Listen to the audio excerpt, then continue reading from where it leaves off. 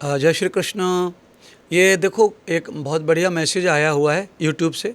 दर्शक जो है लाखों में देखते हैं मुझे, तो वो कह रहे हैं कि शुगर की वजह से मेरे पैरों में नीचे जलन हो रही है और सुन्नापन बढ़ रहा है और पूरी बॉडी जो होती है वो ड्राई हो रही है, सूख रही है और पूरा सूखा सूखा रूखा रूखा हो रहा है। तो आपको सबसे पहले ये समझना है कि शुगर और डायबिटीज़ जो है ये पैनक्रिया और लीवर को पूरी तरह मारती है और शरीर में जो सुंदरता है वो लीवर की वजह से बढ़ती है, किडनी की वजह से सुंदरता बढ़ती है। तो शुगर की वजह से जब किडनी लीवर हमारा बहुत वीक होता है और साथ में हार्ट भी हमारा डिस्टर्ब हो जाता है शुगर की वजह से, तो सुन्नापन हमारे पैरों में ज़रूर शुगर की वजह से पहुंचता है। क्योंकि शुगर में खून जो होता है वो बहुत ही कमज़ोर हो जाता है। उस खून के अंदर चीनी जाती है, चीनी की वजह से पैर की जो नसें होती हैं उनमें वो चीनी कट लगाती है और कट की वजह से खून में जो सुन्नापन बैठता है, क्योंकि वहाँ पूरा खून पहुँचता नहीं है तो सुन्नापन होता है और गैंग्रीन होने के चांस बढ़ जाते हैं।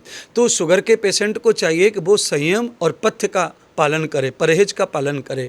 और जिनको भी शुगर और इस तरह की प्रॉब्लम आ रही है तो डॉक्टर से तो मिलना ही मिलना चाहिए ऐसे आदमी को। पर साथ में मेरे कहने से कुछ उपाय मैं आपको बता रहा हूँ जो आपके पैर की जलन, सुन्नापन को कम करेंगे। पर हार्ट, लीवर, किडनी, इन फंक्शन की चेकअप आपको ज़रूर करना चाहिए। और जब चेकअप हो जाए तो उसकी एक फ़ोटो हमें भी भेजो, हम भी आपको उसके ऊपर सलाह देंगे पढ़ के और आपको औषधि भी बताएंगे। पर हाँ, आज आपने पूछा है तो हम आज ही आपको इसके लिए मायने फ़ायदे बता रहे हैं। तो सबसे पहले का फ़ायदा ये है कि आप अपनी बॉडी में चाहते हैं कि शुगर कम हो, कंट्रोल में रहे, शुगर आपका दवा से कंट्रोल बना रहे और पैर की झुनझुनी, पैर में सुन्नापन ना आए, तो आपकी किडनी, लीवर ये सब उत्तम होना चाहिए आपके। तो सबसे पहले आप अपने लीवर को पावरफुल करो जो आपके शुगर को पचाने के लिए शक्ति प्रदान करे, पैनक्रिया के सेल्स अच्छे हो जाएं। तो उसके लिए आपको चाहिए कि आप रोज़ थोड़ा चलिए, 3 किलोमीटर चलिए, 3 किलोमीटर 25 मिनट लगातार चलिए और चल के आइए। उससे लगभग शुगर जो है 50 से 70% शुगर आपका डाउन आ जाता है। अगर 300 है तो आपका शुगर 120, 220 ही रहेगा, चलने से ही इतना कम होता है।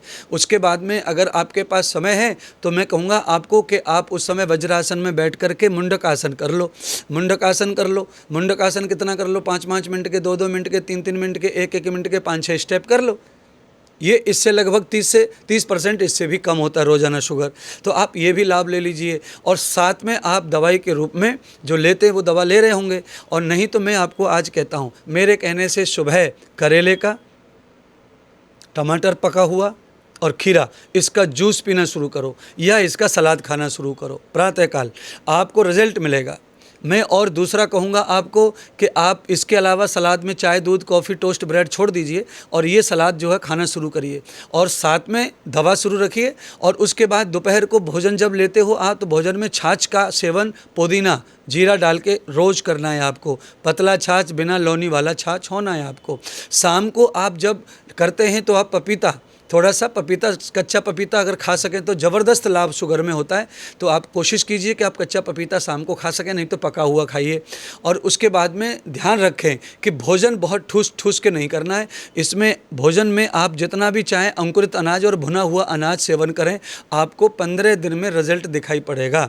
शुगर के मरीज के पैर में सुन्नापन है, जलन है और आपको दर्द हो रहा है तो आपको ये मेरी बात जो है ये माननी चाहिए। और मेरे यहाँ से आप हैपा और मधु नाम की दवा भी मंगा के सेवन करके आप अपने आप को रिलीफ कर सकते हैं।